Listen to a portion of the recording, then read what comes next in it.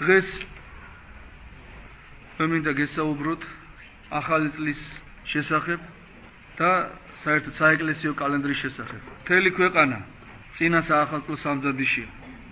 მთელი ძალებით ჩართულია ხალხი, რომ შეხვდეს ახალ წელს იზეიბოს ეს დღესასწაული.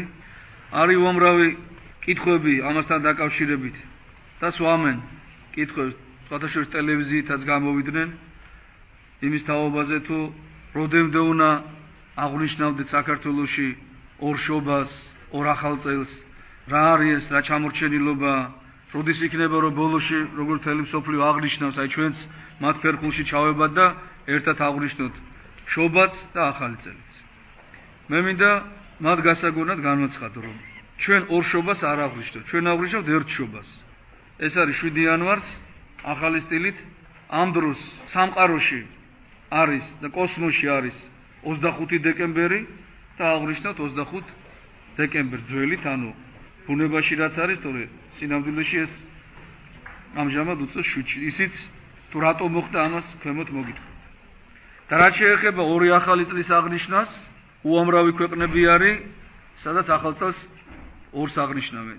და საკმაოდ მოწინავე ქვეყნები და არანაირი პრობლემა არ არის ამ საკითხის.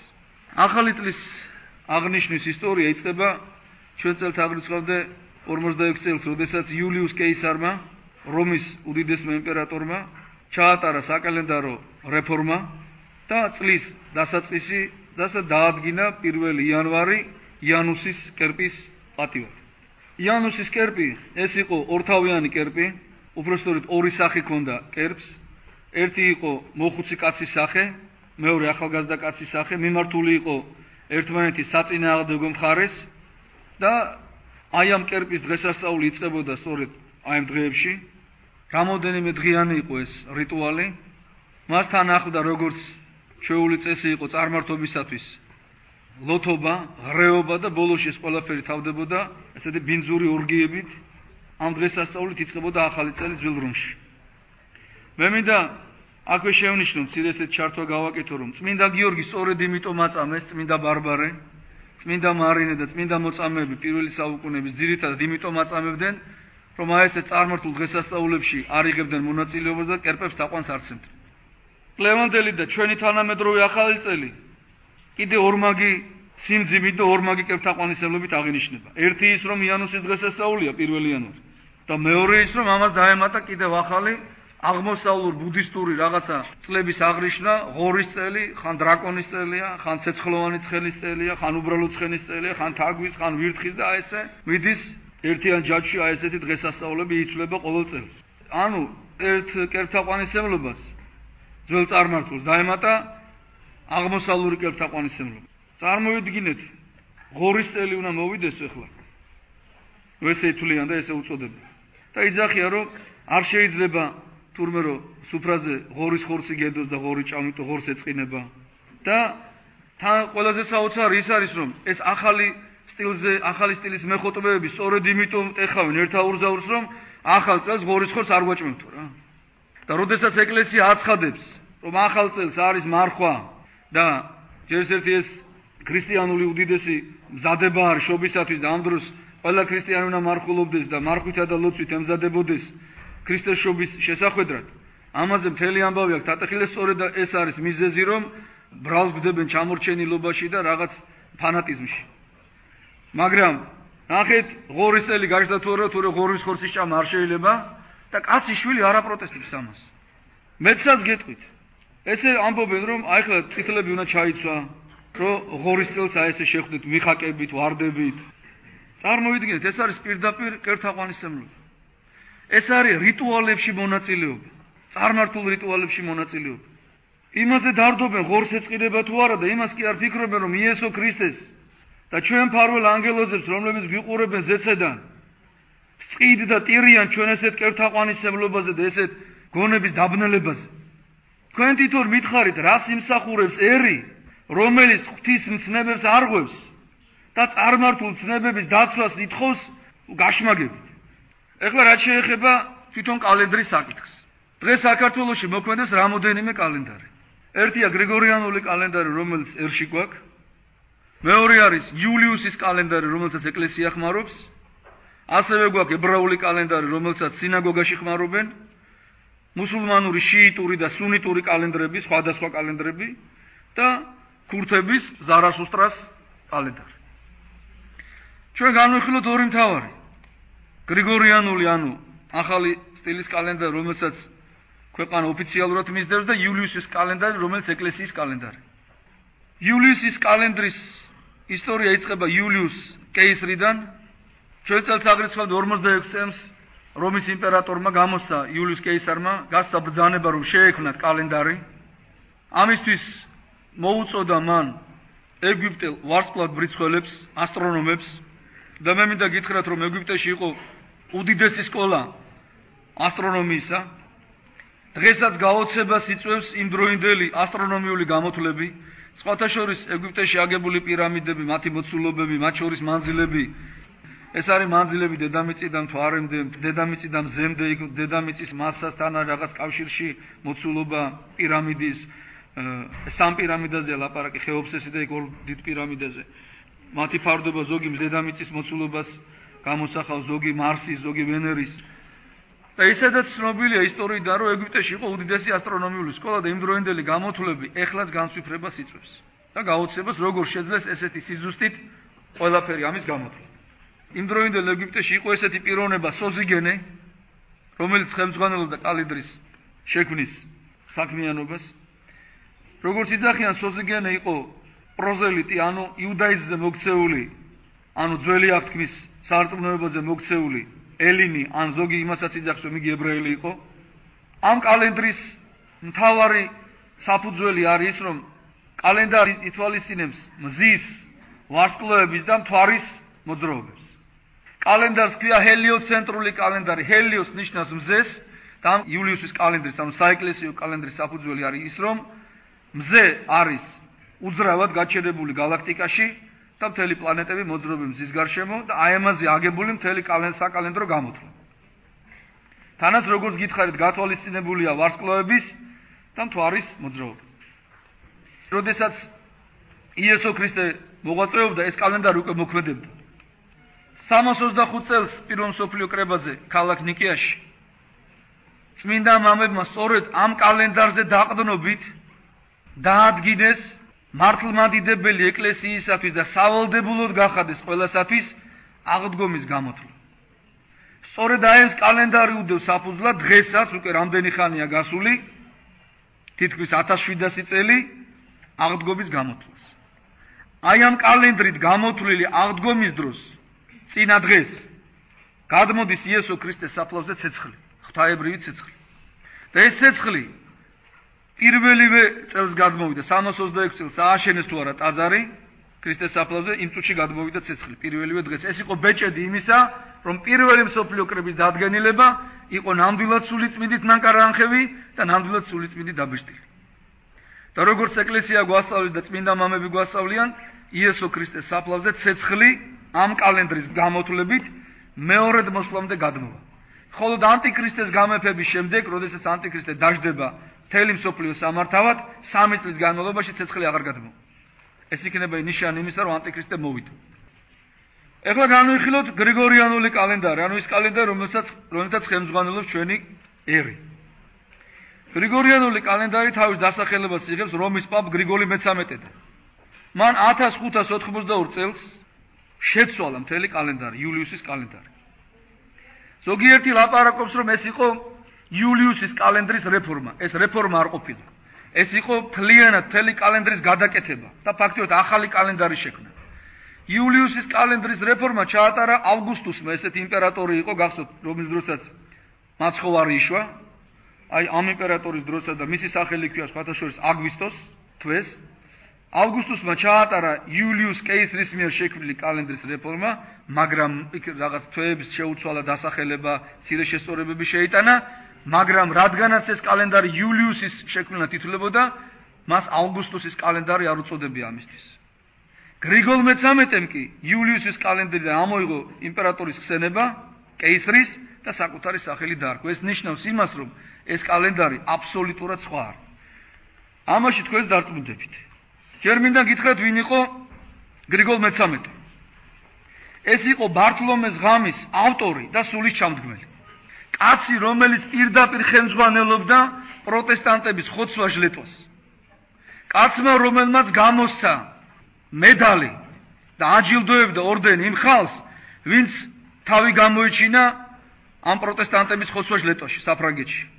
მის შესახებ წენდნენ, რომ ის არის საუკეთესო ქურუმთა შორის. წარმოიდგინეთ, რა ტიტული ჰქონდა. გრიგოლ მე-13-ს, რომის პაპს. თავარი უბედურება ის არის ამ კალენდრის, ეს კალენდრი არის გეოცენტრული კალენდარი. გეო ნიშნავს მიწას, ანუ ამ კალენდრის საფუძველი არის ის, რომ დედამიწაა გაჩერებული galaktikis ცენტრში, მზე და დანარჩენი პლანეტები და მთვარე და ყველაფერი მოძრაობენ დედამიწის გარშემო. ეს იმდენად აბსურდული და სასაცილო არგუმენტია, რომ ნიკოლოზ კოპერნიკი, თქვენ იცით, უდიდესი ასტრონომი პოლონელი, სხვათა შორის ეკლესიასთან საკმაოდ დაახლოებული პირო, მისი ბიძა იყო ეპისკოპოსი. ნიკოლოზ კოპერნიკი კატეგორიულად ეწინააღმდეგებოდა ამ კალენდრის შემოღებას და რომში კრებაც კი იყო მოწვეული ამ კალენდრის შემოღებასთან დაკავშირებით გრიგოლ მე-13-მდე, 30 წლით ადრე გარდაიცვალა დაახლოებით კოპერნიკი გრიგოლ მე-13-ის მიერ ამ რეფორმის შემოღებამდე და კოპერნიკის გამოსვლამ ფაქტიურად გააჩერა ამ რეფორმის დაწყება, თორემ უფრო ადრე აპირებდა რომის პაპები ამ კალენდრის შემოღებას. იმდენად აბსურდული და სასაცილო იყო და იმდენად გააკრიტიკა და ქარცეთში გაატარა კოპერნიკმა ეს, რომ მის ცხოვრებაში ამ კალენდარს ვერ იღებდა და არ მიუღიათ. მხოლოდ მისი გარდაცვალების შემდეგ გახდა შესაძლებელი ამ კალენდრის დანერგვა. ისიც ცეცხლითა და מחვილით შეიტანეს ევროპაში ეს კალენდარი. ჩვენ სკოლაში გვასწავლეს ესეთი სიტყვები, რომ ჯორდანო ბრუნო დაწვეს კათოლიკებმა ინკვიზიციის დროს და ჯორდანო ბრუნო იძახდა, რომ დედამიწა მაინც ბრუნავს. და იცით რატომ იძახდა ჯორდანო ბრუნო დედამიწა მაინც ბრუნავს? ის იყო ერთ-ერთი მოწინააღმდეგე ამ კალენდრისა და როდესაც რომის პაპმა ამ კალენდრის შემოღების შესახებ გამოსცა ბრძანება, მან ამხილა და თქვა, და ამ კალენდრის საფუძველი, როგორც გითხარით, ის იყო, რომ დედამიწაა გაჩერებული სამყაროს ცენტრში. და თქვა, დედამიწა კი არ არის გაჩერებული და მზე კი არ ბრუნავს დედამიწის გარშემო. დედამიწა ბრუნავს მზის გარშემო. და ბოლოში იძახდა, მაინც ბრუნავს, გახსოვთ ალბათ ეს როგორც. ამიტომ ამბობდა და ამიტომ აწამეს ჯორდანო ბრუნო. გრიგორიანული კალენდარი, როგორც გითხარით, ეს არის არა რეფორმა იულიუსის კალენდრის, არამედ ფაქტურად სულ ახალი კალენდარია. ამ კალენდარში აბსოლუტურად არ არის გათვალისწინებული ვარსკვლავების და ვარსკვლავების მზის და მთვარის დამოკიდებულება, არამედ მხოლოდ მზეზეა ორიენტირები გადატანილი. სინამდვილეში გრიგორიანული კალენდარი რისთვისაც შემოიღეს, რომ ეს აღმოეფრათ ეს დეფექტები, რაც არის იულიუსის კალენდარში. და მე მინდა გითხრათ, რომ აბსოლუტურად ზუსტი არც ერთი კალენდარი არ არის დედამიწაზე არსებული, არც ვარსკვლავიერი, არც ტროპიკული, არც იულიუსის. მაგრამ იულიუსის კალენდარი ყველაზე უფრო სწორია და აი გრიგორიანულ კალენდარში ეს ხარვეზები უფრო მეტია. აი ასე მაგალითად 400 წლის განმავლობაში 3 ნაკიანი წელიწადი ამოიღეს. 1700 წელს, 1800 წელს და 1900 წელს. მიუხედავად ამოღებული დღეებისა, გრიგორიანული კალენდარი მაინც ჩამორჩება უკვე. ანუ ის მიზეზები, რაც წაუყენეს იულიუსის კალენდარს, ამ კალენდარშიც არის უკვე. და აქ უფრო დიდია ცდომილება ვიდრე იულიუსის კალენდარში. დაახლოებით 6 დღემდე ეს ცდომილება უკვე. ჩვენ დღეს ხშირად გაიგონებთ, აი საყვედურობენ, რომ ქრისტეს შობა 25 დეკემბერსა უნდა იყოს და მოყავთ ესეთი არგუმენტები, რომ ქრისტეს შობა ტელევიზორში იყო საუბარი, ნუ ასეთ სასაცილო არგუმენტები მოყავთ. კარგი იქნება, რომ მართლმადიდებლების როდესაც რომ მოგცენ უფლება და გამოვიდეთ და ჩვენი ეკლესიის სწავლება განვაცხადოთ. და იძახიან, რომ ქრისტეს შობა 25-ში იმიტომ უნდა იყოს, რომ 25-იო 25-დან იწყება დღის გადიდება. დღის გადიდება 25-დან კი არ იწყება, ცოტა ადრე იწყება, 22-დან იწყება. და რაც უფრო მეტი წლები გავა, ეს რიცხვი გადაიწევს 21-ზე და ბოლო-ბოლო შეიძლება 10 დეკემბრამდე ჩამოვიდეთ. და ეს არის გრიგორიანული კალენდარი. ზოგიერთი ადამიანი თვლის, რომ კალენდარი ეს დოგმატი არ არის საეკლესიო, ამიტომ შეიძლება ის შეიცვალოს. და არღის ახლა კალენდრის გულისთვის ამდენი ბრძოლა და ამდენი ვთქვათ ენერგიის ხარჯვა. მე მინდა გითხრათ, კალენდარი დოგმატი არა, ის არის კანონი ეკლესიის, მეტიც. აი რასაც წარმოადგენს კალენდარი, ეს არის ეკლესიის სალაპარაკო ენა, თუ შეიძლება ისე ითქვა. იულიუსის კალენდარზე აწყობილი მთელი ღვთისმსახურება ეკლესიაში. ეს არის ენა ეკლესიის სალაპარაკო. ეს არის ის, რითაც ეკლესია, ჩვენი თანამედროვე ეკლესია კავშირს ამყარებს ჩვენ ძველ წმინდანებთან. და მთელ კოსმოსთან უგნებავთ. რაც ენა არის ერისათვის და რასაც ენა წარმოადგენს ერისათვის და მისი თვითმყოფადობისათვის, აი ზუსტად იგივე არის იულიუსის კალენდარი მართლმადიდებელი ეკლესიისათვის. მართლმადიდებლობა ეს არის ოაზისი დღევანდელ სამყაროში. იულიუსის კალენდარი არის გალავანი ამ ოაზისის, რომელიც იცავს მას უდაბნოს ქვიშებისაგან და გარეშე მტრების თავდასხმისაგან. კალენდარი ეს არის იმუნოსისტემა, რაც არის ადამიანისათვის, აი ეს არის დაახლოებით ეკლესიისათვის. და იმუნოსისტემის დაქვეითება იწვევს ადამიანში მის სიკვდილს. შიდსი რა არის? იმუნოსისტემის დაქვეითება. კაც თუ შიდსი შეეყარ დამთავრებულია მისი საქმე. ის არის ცოცხალ მკვდარი, ან დღეს მოკვდება, ან ხვალ. აი ეს არის იულიუსის კალენდარი ეკლესიისათვის. ეს კალენდარი ჩვენ გვიცავს ეკუმენისტური ერთობისაგან, გარეშე ეკლესიის მტრების თავდასხმებისაგან, მათი შემოჭრისაგან ეკლესიაში. ეს ნამდვილად ცოცხალი გალავანი ეკლესიისათვის. კალენდართან ბრძოლა ეს არის დაახლოებით იგივე, რასაც კომუნისტები ეწეოდნენ ტრადიციებთან და ეკლესიასთან ბრძოლაში და მის ნგრევაში. ყველა დამპყრობელი, რომელიც ქვეყანას დაიპყრობდა, ცდილობდა ქვეყანაში შეეცვალა კალენდარი. ისტორიიდან მოყოლებული. აი ეგვიპტელებს ჰქონდათ საკუთარი კალენდარი. და შემდეგ და საკმაოდ ზუსტი კალენდარი, როგორც ვისაუბრეთ ზემოთ, მოხდა რაღაცა პერიოდში ეგვიპტეში ფარაონების მმართველობა დამხობილი იქნა უდაბნოში ყაჩაღების მიერ, მათ ჩაიგდეს ხელისუფლება ეგვიპტის მართვის სადავეები და პირველი რაც გააკეთეს ეგვიპტური კალენდარი შეცვალეს. რადგანაც კალენდარი ეს იყო ძველი ტრადიციების დავიწყება. ერი რომელიც კალენდარს ცვლის, თავის ძველ ტრადიციებს პოვს. შემდეგ მოხდა ისე, რომ ეგვიპტეში ისევ ფარაონები დაბრუნდნენ და ამის შემდეგ რიტუალი ფარაონის კურთხევისა იყო ერთ-ერთი ფიცი, რომ ის ბოლომდე დაიცავდა კალენდარს. ერთ-ერთი შემადგენელი ნაწილი ფარაონის აღსაყდრებისა ეს იყო. საფრანგეთში 1793 წელს, როდესაც რევოლუცია მოხდა, მონარქია დაემხო, რობესპიერს უნდოდა დაესამარებინა ბიბლიური ქრისტიანული შვიდდღიანი კალენდარი და კვირადღის ხსოვნა. საფრანგეთის რევოლუციაში პირველი რაც ქნეს შვიდდღიანი კალენდარი შეცვალეს. გადავიდნენ 10 დღიანზე.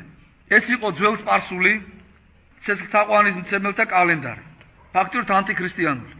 ამ კალენდარის ავტორი იყო ჟილბერ რომი, რომელმაც შემდგომში თავი მოიკლა, მან ვენები გადაიჭრა და ესე დაამთავრა თავისი სიცოცხლე. ამ კალენდარმა იარსება 1808 წლამდე. დაახლოებით 15 წელი. შემდეგ ნაპოლეონ ბონაპარტემ ისევ აღადგინა მანამდე არსებული გრიგორიანული კალენდარი, სადაც კვირადღე იყო ისევ და ლათინებისათვის იყო ის მსახურებაზე მორგებული მათ მსახურებაზე. შემდეგ 1871 წელს პარიზში მოხდა კომუნა, იცით თქვენ, ისტორიიდან ვიცით და აქვე მინდა გითხრათ, რომ კარლ მარქსი ამ კომუნარების შესახებ ესე ციტატას იძახის, რომ მათო ზეცის შტურმით აღებას ლამობენ. ანუ პირდაპირ ანტიქრისტიანები იყვნენ. ღვთისმბრძოლები და ღვთისმტრები იყვნენ.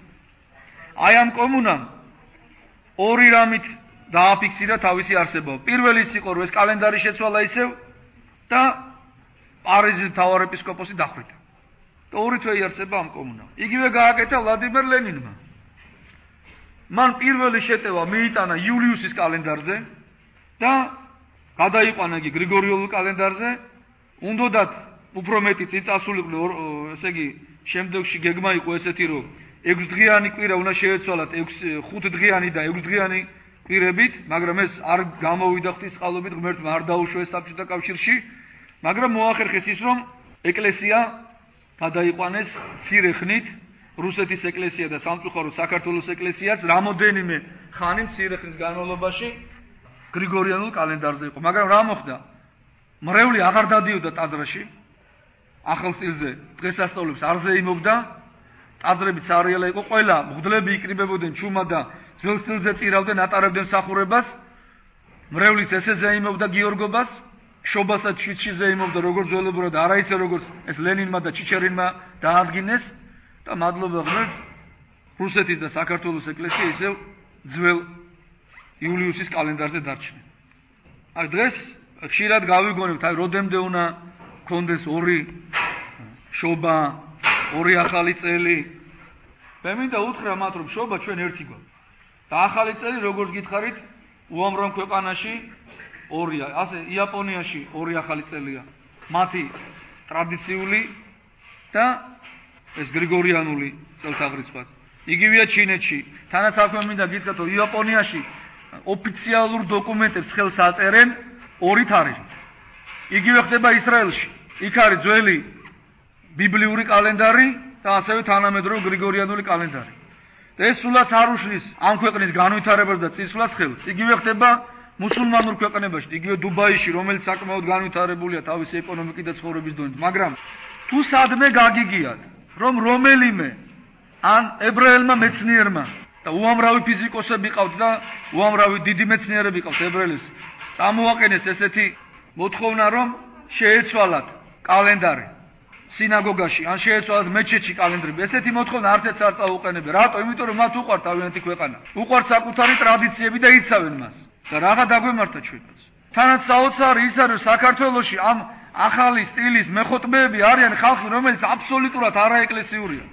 ძირითადად ისინი არც აღსარებას იძახიან, არც ეზიარებიან და მათთვის ეკლესიური ცხოვრების წესი და მართლმადიდებლური ცხოვრების წესი უცხოა.